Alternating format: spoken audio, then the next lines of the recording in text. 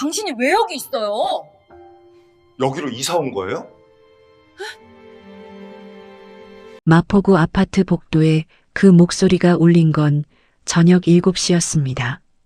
62살 강도우는 현관문을 열다 말고 그 자리에서 굳어버렸습니다. 이삿짐 박스를 양손에 든 채 옆집 앞에 서 있는 여자, 8년 전에 이혼한 전처 박선영이었습니다. 박스가 바닥에 떨어지는 둔탁한 소리가 복도에 울렸습니다. 두 사람의 눈이 마주쳤습니다. 37년을 바다에서 보낸 사람이 파도 한 번에 흔들린 적 없었는데 그날 그 눈빛 하나에 그대로 굳어버렸습니다. 그런데 더 기가 막힌 건 따로 있었습니다. 나중에 짐을 풀다가 박스 깊숙한 곳에서 쏟아져 나온 것들이 있었거든요. 37년 동안 바다 위에서 쓴 편지 묶음이었습니다. 한 번도 붙이지 못한 편지들이요. 5, 6도 쉼터입니다. 사연 시작 전에 구독과 좋아요 부탁드립니다. 더불어 어디서 듣고 계신지 댓글 남겨주시면 계신 곳에 행운이 가득하길 바라겠습니다. 현관문을 열었던 건 라면을 끓이러 나가는 길이었습니다. 퇴직하고 나서 생긴 버릇이었죠. 37년 동안 배 위에서 살다가 육지로 내려온 사람이 혼자 저녁을 차릴 줄 알 리가 없었으니까요. 마포구 아파트 입주한 지 2달이 지났는데 냉장고 안에 항상 달걀 2개랑 라면 3개가 전부였습니다. 그게 하루였습니다. 그날도 별다를 것 없는 저녁이었습니다. 문을 열고 한 발을 내딛는 순간 바로 옆집 쪽에서 인기척이 났습니다. 고개를 돌렸습니다. 이삿짐 박스를 양손에 들고 서 있는 여자가 있었습니다. 박스가 시야를 반쯤 가리고 있었지만 그 얼굴을 못 알아볼 리 없었습니다. 30년 넘게 봐온 얼굴이었으니까요. 박선영이었습니다. 8년 전에 이혼한 전처였습니다. 두 사람의 눈이 마주쳤습니다. 선영이 들고 있던 박스가 그대로 바닥에 떨어졌습니다. 둔탁한 소리가 복도에 울렸습니다. 도우는 양말 바람으로 문 앞에 서서 아무 말도 못했습니다. 37년 동안 태풍 속에서도 항로를 잡던 사람이 그 눈빛 하나에 그대로 굳어버렸습니다. 당신이 왜 여기 있어요? 선영이 먼저 말했습니다. 목소리가 떨렸습니다. 그건 내가 할 말이야. 겨우 그 한마디가 나왔습니다. 두 사람이 복도에 서서 서로를 봤습니다. 8년 만이었습니다. 이혼한 전처가 옆집으로 이사올 확률이 얼마나 될까요? 선영이 바닥에 떨어진 박스를 주었습니다. 저는 몰랐어요. 진짜로요. 그 말이 맞는 말이라는 걸 알았습니다. 이 사람이 일부러 옆집을 골랐을 리 없다는 것도요. 그렇다면 누가 한 건지 그 생각이 머릿속을 스치는 순간 아들 민준이 떠올랐습니다. 그 녀석 말고 이런 짓을 할 사람이 없었으니까요. 어떻게 하죠? 선영이 물었습니다. 도훈이 잠깐 선영을 봤습니다. 몰라. 그게 8년 만에 첫 대화였습니다. 503호 문을 닫았습니다. 슬리퍼를 벗지도 않고 소파로 걸어가 털썩 앉았습니다. 라면 끓이러 나가던 것도 잊어버렸습니다. 냉장고에서 달걀을 꺼내 계란찜을 해야 하나 하다가 그냥 뒀습니다. TV를 켰습니다. 뉴스가 나왔지만 한마디도 귀에 들어오지 않았습니다. 리모컨을 이리저리 돌리다가 옛날 드라마 재방송에서 손이 멈췄습니다. 같이 살 때 선영이 좋아하던 드라마 배우가 나왔습니다. 채널을 돌렸습니다. 다른 채널도 아는 노래였습니다. 결국 TV를 껐습니다. 옆집에서 소리가 흘러들어왔습니다. 이삿짐 나르는 발소리, 박스 끄는 소리, 아저씨들 말소리. 도우는 그 소리를 들으면서 창밖 한강을 봤습니다. 8년이었습니다. 배 위에서 8년을 보내며 혼자 이 아파트에서 잘 살겠다고 생각했습니다. 마포 한강이 보이는 이 집이 마음에 들었고 혼자 사는 것도 이제 익숙해졌다고 생각했습니다. 아침마다 한강 산책 한 번 하고 낮에 유튜브 보고 저녁에 라면 끓이면 그럭저럭 살만했습니다. 근데 오늘 그 얼굴을 봤습니다. 이삿짐 박스를 들고 서 있던 그 얼굴을요. 놀란 것 말고 다른 감정도 있었습니다. 그게 뭔지 짚어내기가 싫었습니다. 짚어내면 인정해야 했으니까요.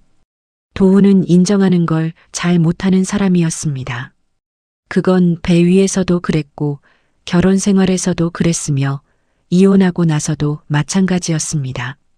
그 고집이 두 사람 사이를 얼마나 망가뜨렸는지 알면서도 고치지 못했습니다. 옆집에서 소리가 계속 났습니다. 늦은 밤까지 짐 정리하는 소리가 벽을 타고 넘어왔습니다.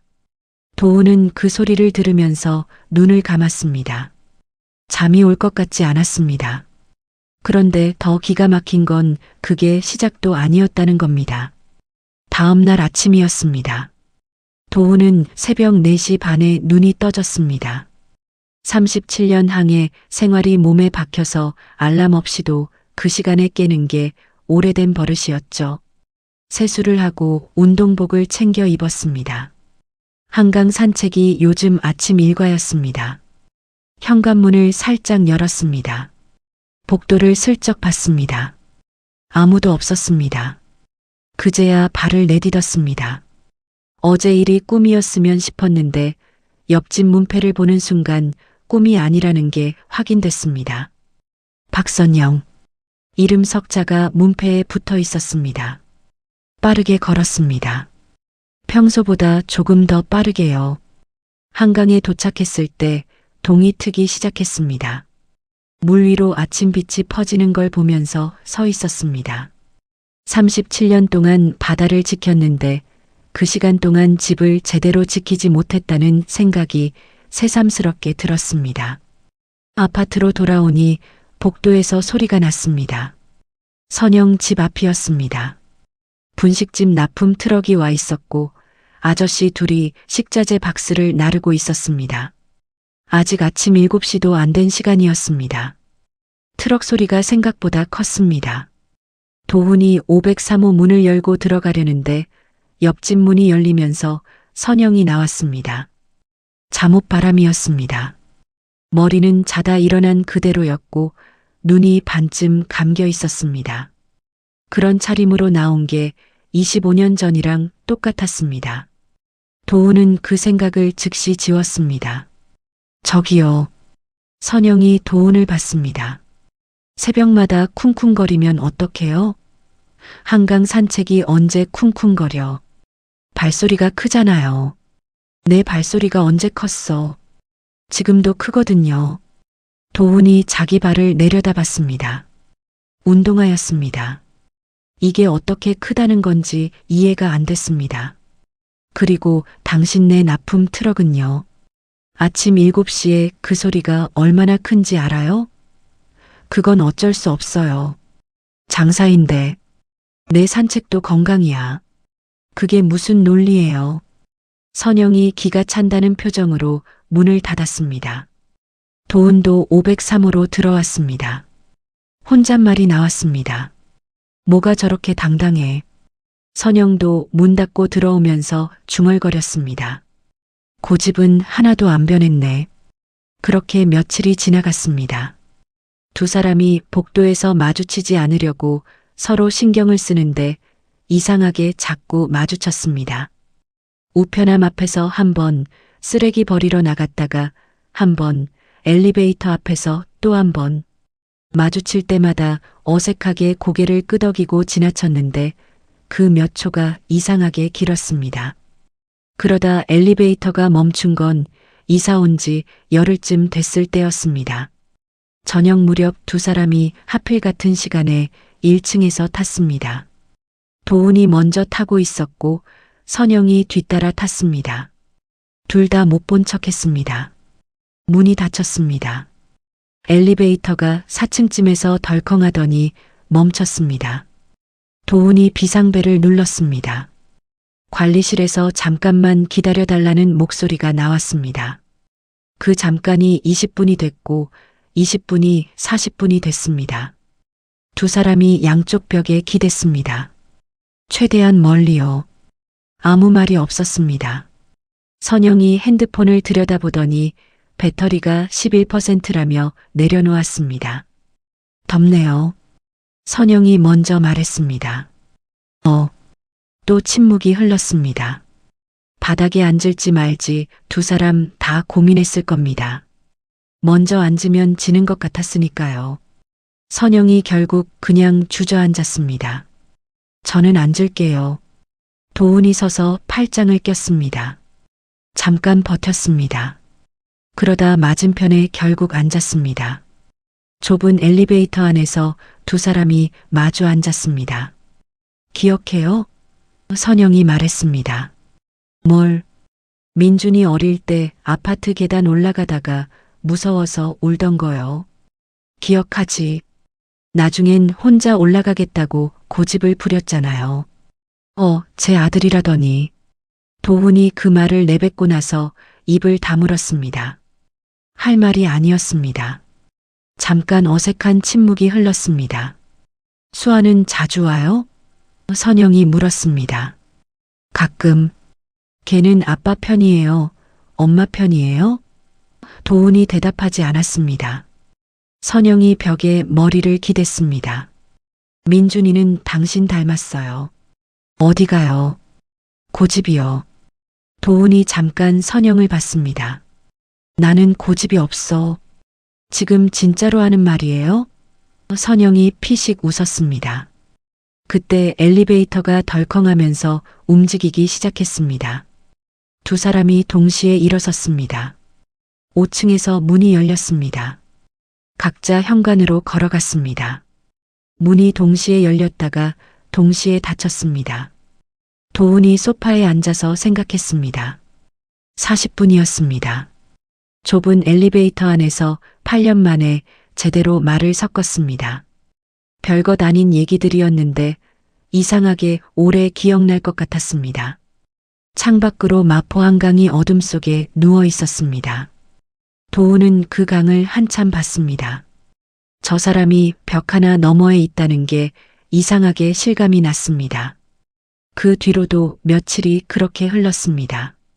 복도에서 마주치면 어색하게 눈인사만 하고 지나쳤고 납품 트럭 소리도 도훈이 더 이상 뭐라 하지 않았습니다. 뭐라 해봤자 한마디씩 받아치는 사람이라는 걸 알게 됐으니까요. 그냥 이웃이라고 생각하기로 했습니다. 8년 전에 헤어진 사람이 옆집에 살게 됐지만 그냥 이웃으로 지내면 되는 거였습니다. 그렇게 생각하기로 했는데 벽 너머에서 소리가 날 때마다 귀가 먼저 반응하는 건 어쩔 수가 없었습니다. 아침에 물 트는 소리, 저녁에 그릇 달그락거리는 소리, 늦은 밤 TV 꺼지는 소리. 저 사람이 거기서 살고 있다는 게 자꾸 실감이 났습니다. 실감이 나면 안 될 것 같은데 그게 됐습니다. 사고가 난 건 이사 온 지 20날쯤 지난 새벽이었습니다. 도훈이 새벽 4시 반에 일어나 한강 산책로로 나갔습니다. 날이 흐렸고 바람도 좀 있었습니다. 물이 평소보다 많아서 산책로 일부가 젖어 있었는데 그냥 걸었습니다. 37년 동안 저 바다 위에서 살았는데 한강물이 뭐가 무섭겠냐 싶었죠. 그게 방심이었습니다. 강변 산책로 끝 계단을 내려가다가 이끼가 낀 곳을 밟았습니다. 발이 미끄러졌습니다. 몸을 가누려다가 오른쪽으로 넘어지는 순간 발목이 먼저 꺾였습니다. 손으로 짚으려다 손목까지 같이 꺾이는 소리가 났습니다. 한참 누워서 숨을 골랐습니다. 일어나려는데 발목에 힘이 들어가지 않았습니다. 손목도 욱신거렸습니다. 핸드폰을 꺼냈습니다. 119를 누르려다가 멈췄습니다. 구급차가 오면 아이들한테 연락이 갈 텐데 민준이는 이번 주 출장 중이었고 수아는 3달 전에 아이를 낳아서 몸조리 중이었습니다. 걱정시키기 싫었습니다. 겨우 일어나서 차까지 절뚝거리며 걸어갔습니다. 운전석에 앉는데 발목을 움직일 때마다 통증이 올라왔습니다. 그래도 시동을 걸었습니다. 마포병원 응급실에 도착했을 때 간호사가 부축해서 침대에 눕혔습니다. 엑스레이를 찍었습니다.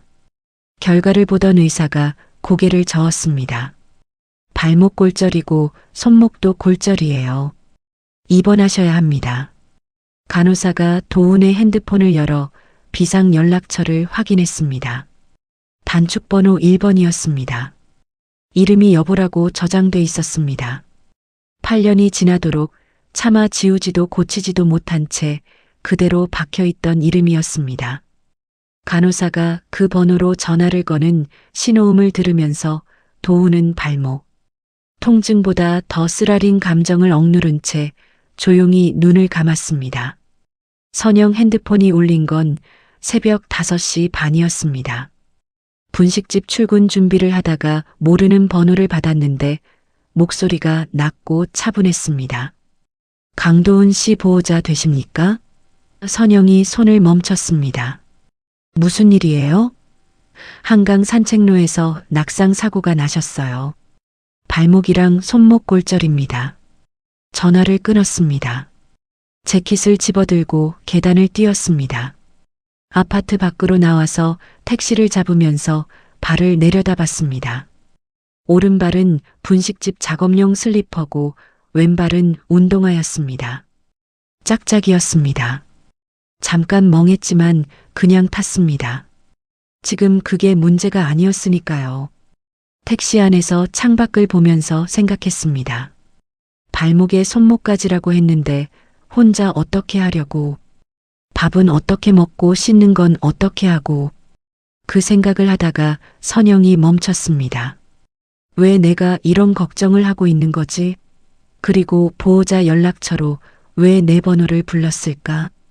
8년 동안 연락 한 번 없던 사람이 병원에 도착했을 때 도훈은 침대에 누워 있었습니다.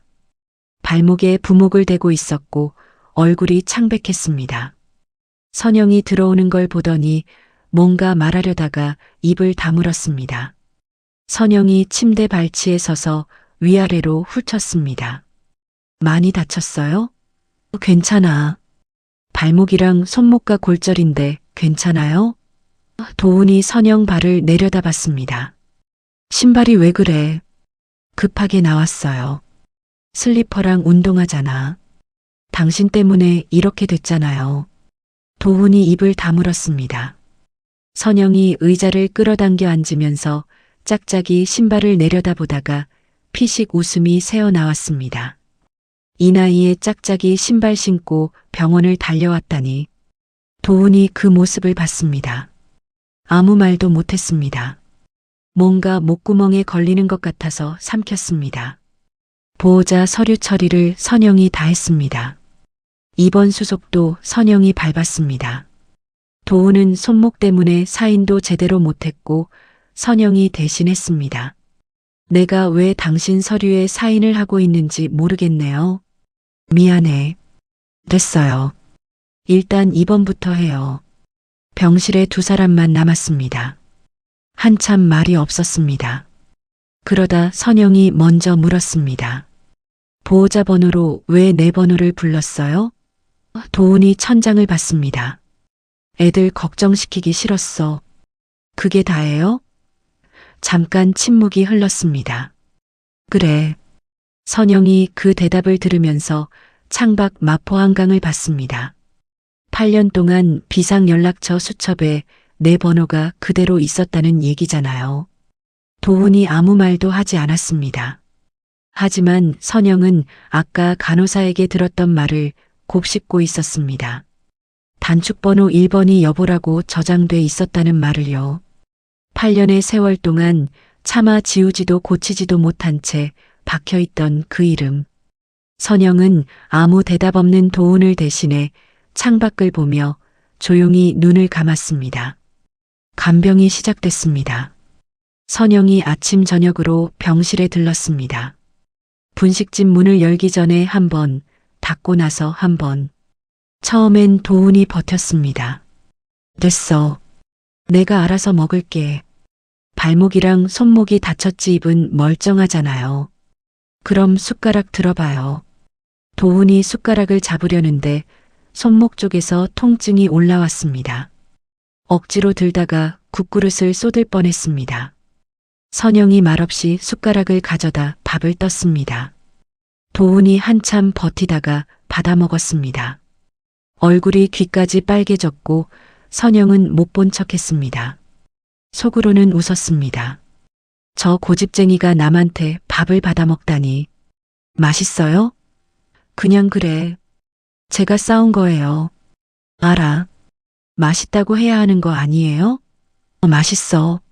아까 그냥 그렇다고 했잖아요. 맛있다고 했잖아. 됐어요. 어서 먹어요. 약 먹이는 것도 전쟁이었습니다. 의사가 처방한 진통제를 제때 먹어야 하는데 도훈이 약을 손에 쥐고 있다가 슬쩍 내려놓는 걸 선영이 봤습니다. 약 안 먹었잖아요. 나중에 먹을게. 지금 먹어야 해요. 약을 달고 살면 몸이 약해져. 발목이랑 손목 골절된 사람이 할 소리예요? 도훈이 입을 다물었습니다. 선영이 물컵을 들이밀었습니다. 도훈이 결국 약을 받아서 삼켰습니다. 그러면서도 표정은 지지 않은 사람 표정이었습니다. 며칠이 그렇게 지나갔습니다. 오해가 생긴 건 이번 엿새째 되던 날이었습니다. 그날 선영은 분식집에 급한 식자재 주문이 들어와서 저녁 병문안이 평소보다 늦어졌습니다. 납품업체 사장한테 전화를 마치고 병원으로 가는데 1층 로비에서 아는 얼굴이 보였습니다. 식자재 도매 거래처 사장 이봉남이었습니다. 50대 중반의 덩치가 크고 목소리가 우렁찬 사람이었습니다. 사장님, 여기 어쩐 일이에요? 이봉남이 반갑게 손을 흔들었습니다. 장모님이 입원해 계셔서요. 사장님은요? 저도 아는 분이 계셔서요. 두 사람이 로비 한켠에서 잠깐 이야기를 나눴습니다. 이봉남이 다음 달 납품 물량 얘기를 꺼냈고 선영이 메모를 하면서 답했습니다. 이봉남이 선영 어깨를 한번 툭 치면서 사장님 덕분에 우리 가게도 살았다니까요라고 웃으면서 말했습니다. 선영은 도훈 앞에서는 한 번도 보여준 적 없던 환한 웃음을 지으며 이봉남과 이야기를 나눴습니다. 휠체어를 타고 복도 창문 너머로 그 장면을 내려다보던 도훈의 손에 힘이 들어갔습니다. 37년 동안 바다에서 파도 소리만 듣고도 뱃속을 알겠더니 사람 속은 8년을 같이 살아도 모르겠더군요. 도훈은 선영이 나간 빈 로비를 한참이나 바라보다가 병실로 돌아가 버렸습니다. 선영이 병실로 올라왔습니다. 밥 가져왔어요. 도훈이 창밖을 보면서 대답하지 않았습니다. 먹어요. 됐어. 아까까지 배고프다고 문자 보내놓고요. 배 안 고파. 선영이 도훈을 봤습니다. 표정이 싸늘했습니다. 며칠 동안 간병하면서 한 번도 본 적 없는 표정이었습니다. 뭐가 됐다는 건지 이해가 안 됐습니다. 다음 날도 마찬가지였습니다. 선영이 병실에 들어가면 도훈이 시큰둥했습니다. 반찬이 맨날 똑같네. 어제는 맛있다고 했잖아요. 오늘은 별로야. 도훈 씨, 왜 이래요? 며칠 사이에 무슨 일 있어요? 없어. 선영이 의자에 앉으면서 어제 일을 떠올렸습니다.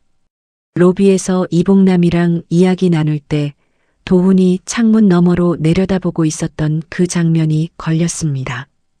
혹시 어제 로비에서 본 것 때문이에요? 무슨 로비? 저랑 같이 있던 분이요. 식자재 납품 거래처 사장님이에요. 병원에서 우연히 마주친 거예요. 알바 아니야. 도훈 씨, 밥이나 줘. 선영이 도훈을 봤습니다. 귀가 살짝 빨개져 있었습니다. 우리는 그냥 이웃이에요. 서로 신경 쓸 것 없잖아요. 도훈이 아무 말도 하지 않았습니다. 창밖을 보면서 숟가락을 받아 먹었습니다. 밥 먹는 내내 말이 없었습니다. 선영도 말하지 않았습니다. 병실의 숟가락 소리만 났습니다. 그날 오후였습니다. 선영이 분식집 마감을 하고 도훈 아파트에 들러서 화분에 물을 줬습니다. 입원하면서 부탁한 일이었습니다. 현관문을 열고 들어서는데 베란다 쪽이 눈에 들어왔습니다. 발이 그 자리에서 굳었습니다. 화분이었습니다. 크고 작은 화분들이 베란다 가득 놓여 있었습니다. 도훈이 혼자 갖고 온 화분들이었습니다. 가까이 다가갔습니다. 한 화분씩 들여다봤습니다. 손이 천천히 멈췄습니다. 전부 선영이 좋아하는 꽃이었습니다. 라넌큘러스, 리시안셔스, 스카비오사. 분식집을 20년 넘게 하면서도 선영이 특히 좋아하던 꽃들이었습니다. 우연이 아니었습니다. 이 꽃들을 한 종류씩 골랐다는 건 누군가 알고 사왔다는 얘기였죠. 화분 이름표를 봤습니다. 손으로 쓴 글씨였습니다. 라넌큘러스. 글씨체가 낯익었습니다. 다른 화분도 봤습니다. 리시안셔스. 같은 글씨체였습니다. 숨이 짧게 멈췄습니다. 그 글씨는 도훈 글씨가 아니었습니다. 자기 글씨였습니다. 선영이 오래전에 분식집 재고 정리하다가 쓰다 남긴 메모 글씨체였습니다. 도훈이 그 메모를 가져다 그대로 베껴 쓴 겁니다. 꽃 이름을 몰라서 글씨까지 베껴 쓴 겁니다. 화분이 몇 개인지 세어봤습니다. 12개였습니다. 크고 작은 화분 12개가 전부 선영이 좋아하는 꽃이었습니다. 이 사람이 언제부터 이걸 갖고 온 건지 몰랐습니다. 퇴직하고 나서부터인지 아니면 더 오래전부터인지. 꽃 이름도 모르면서 분식집 앞에서 멀찍이 보고 외워왔겠죠. 물어볼 수도 없으니까요. 선영이 베란다 문을 닫고 현관으로 나왔습니다. 503호 문을 잠그고 복도에 섰습니다. 마포 한강 바람이 복도 창틈으로 흘러들어왔습니다. 차가운 바람이었는데 눈이 자꾸 따가웠습니다. 오늘 병실에서 밥도 됐다고 하고 창밖만 보던 그 사람이 8년 동안 혼자 저 화분들을 갖고 왔다고 생각하니까요. 말 한마디 못하면서 분식집 앞을 기웃거렸을 것 같다는 생각이 드니까요. 화가 나야 하는데 화가 나지 않았습니다. 그게 더 속상했습니다.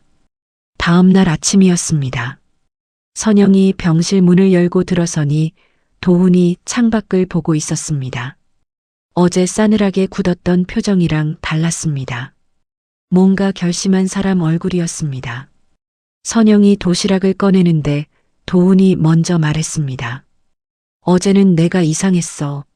선영이 손을 멈췄습니다.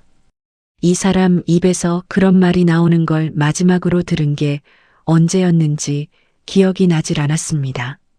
결혼 생활 내내 그 말이 제일 듣고 싶었는데 이혼하고 8년이 지나서 병실에서 듣게 될 줄은 몰랐습니다. 됐어요. 밥 먹어요. 선영이 도시락 뚜껑을 열었습니다. 오늘은 된장찌개였습니다. 도훈이 좋아하는 거였습니다. 같이 살 때 선영이 자주 해줬던 거였죠. 두 사람이 조용히 밥을 먹었습니다. 그 침묵이 어제 침묵이랑은 달랐습니다. 조금 가벼웠습니다. 그날 오후였습니다. 딸 수아가 내려왔습니다. 출산한 지 석 달이 채 안 됐는데 남편이랑 같이 왔습니다. 아버지 얼굴을 보더니 수아 눈이 빨개졌습니다. 아빠, 왜 연락 안 했어요? 너 몸조리 중이잖아. 그래도 이럴 때 연락해야지. 수아가 아버지 손을 잡았습니다. 선영이 자리를 비켜주려고 일어서는데 수아가 말했습니다. 엄마 있어요. 선영이 다시 앉았습니다.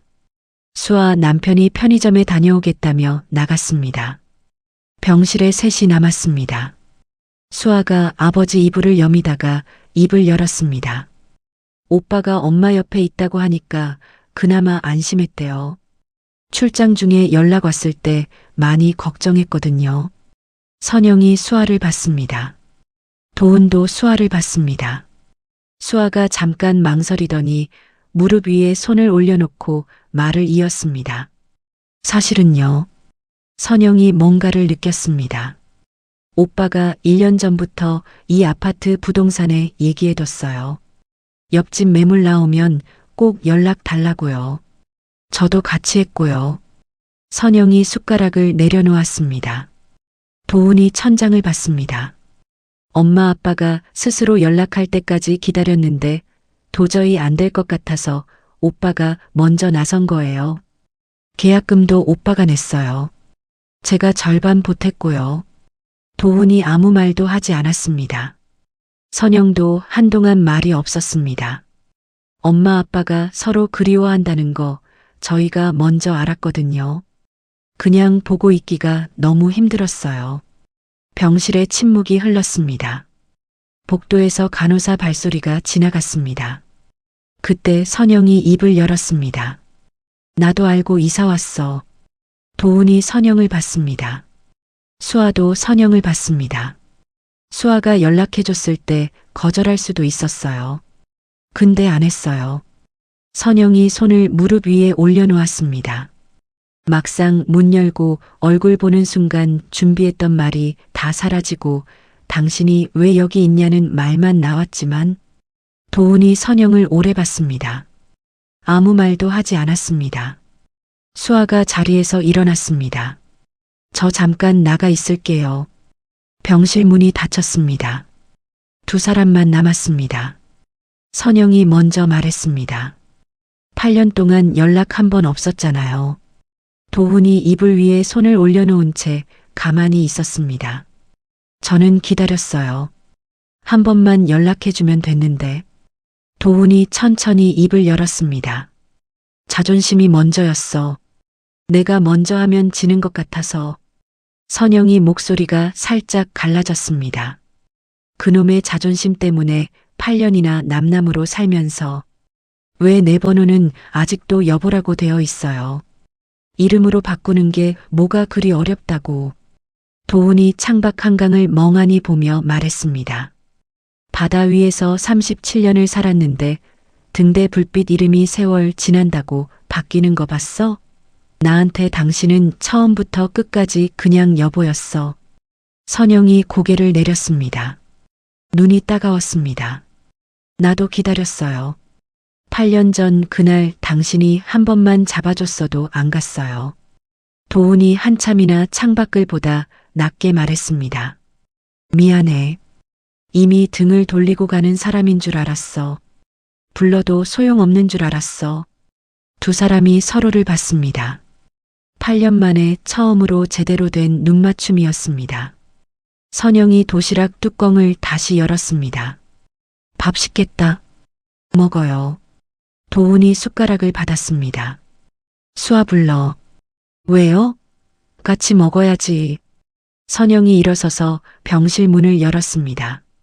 복도에서 수아가 벽에 기다리고 있었습니다. 눈이 빨개져 있었습니다. 들어와. 수아가 고개를 끄덕이고 들어왔습니다. 병실에 셋이 둘러앉았습니다. 도훈이 밥을 받아 먹으면서 수아한테 말했습니다. 오빠한테 전해. 뭐요? 수고했다고. 그리고 고맙다고. 수아가 입술을 깨물었습니다. 선영이 고개를 돌렸습니다. 창밖으로 마포 한강이 보였습니다. 눈이 또 따가웠습니다. 퇴원한 건 열흘 후였습니다. 도훈이 목발을 짚고 병원 정문을 나서는데 선영이 옆에서 걸었습니다. 민준이랑 수아가 양쪽에서 부축하겠다고 했는데 도훈이 손을 저었습니다. 됐어. 너희는 가. 아빠 괜찮겠어요? 목발 있잖아. 두 남매가 서로 눈을 마주치더니 고개를 끄덕이고 각자 돌아갔습니다. 아파트로 바로 가지 않았습니다. 도훈이 한강 쪽으로 방향을 틀었습니다. 어디 가요? 잠깐만. 선영이 따라갔습니다. 목발을 짚고 걷는 게 쉽지 않아 보였는데 도훈이 멈추지 않았습니다. 한강 산책로 벤치 하나가 눈에 들어왔습니다. 마포대교가 보이는 자리였습니다. 도훈이 그 벤치에 앉았습니다. 선영도 옆에 앉았습니다.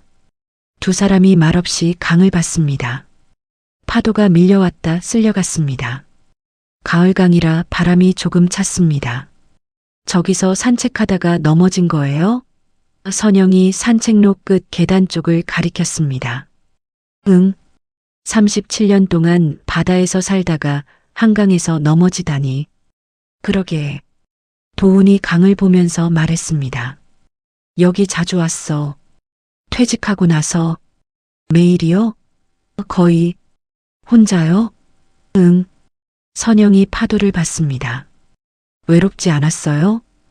도훈이 한참 말이 없다가 대답했습니다. 익숙해지면 그만이라고 생각했어. 익숙해졌어요? 도훈이 대답하지 않았습니다. 그 침묵이 대답이었습니다.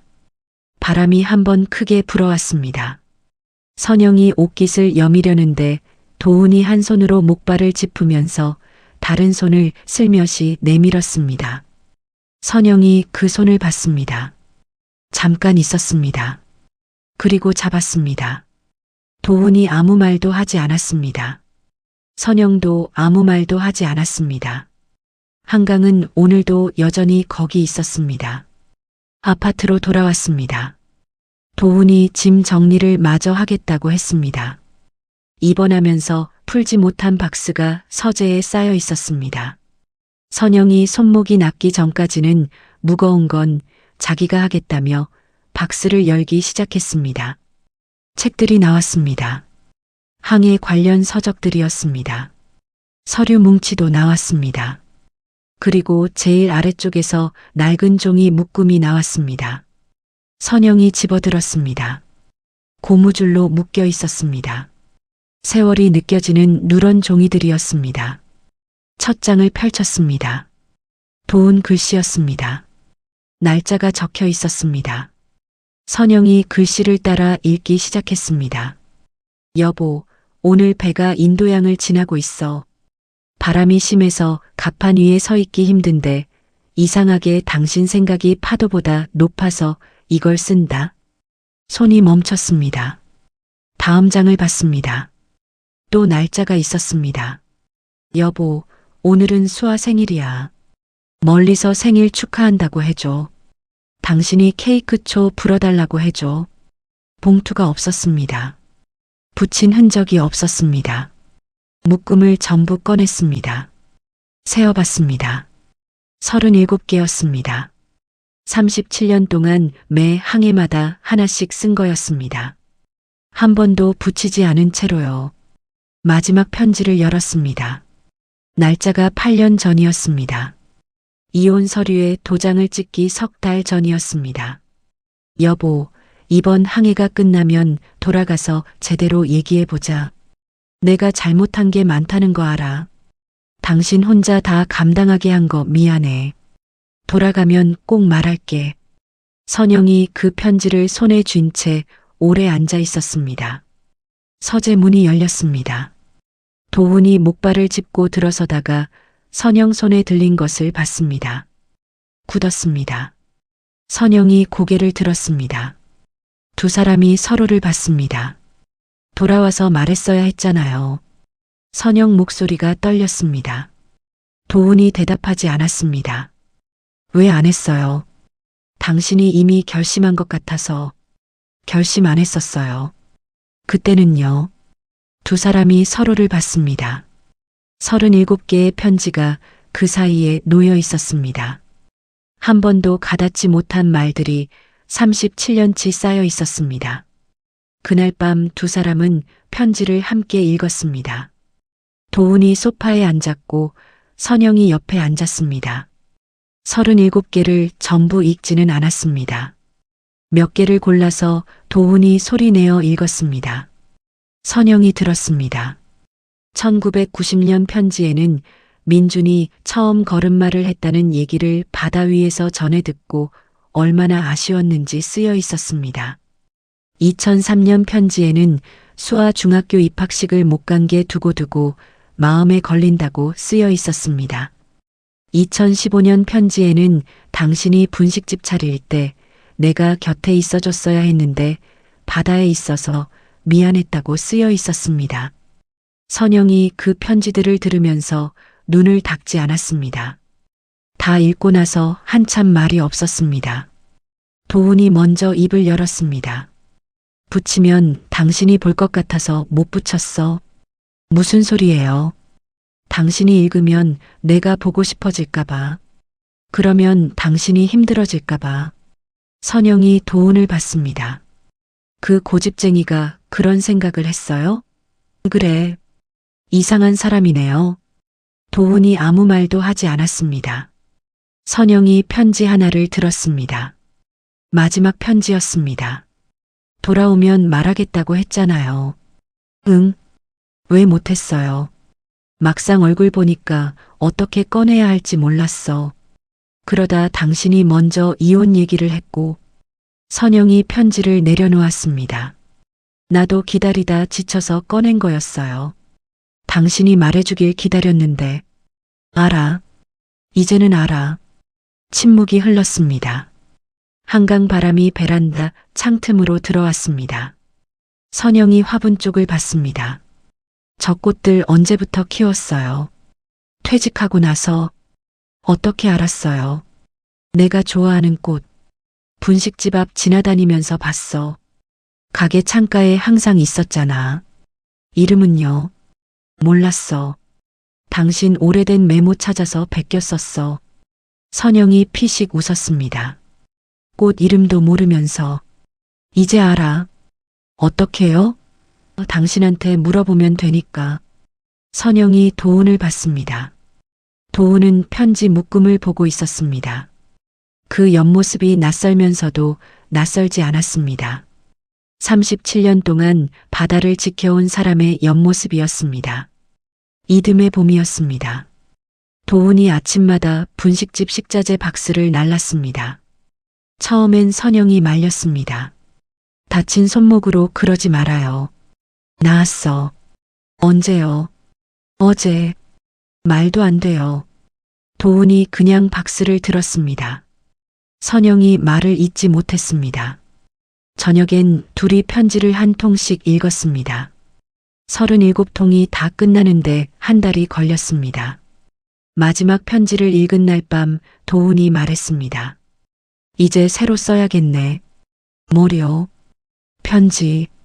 이제 옆에 있는데 편지는 왜요? 그러게. 민준이랑 수아가 내려온 건 벚꽃이 필 무렵이었습니다.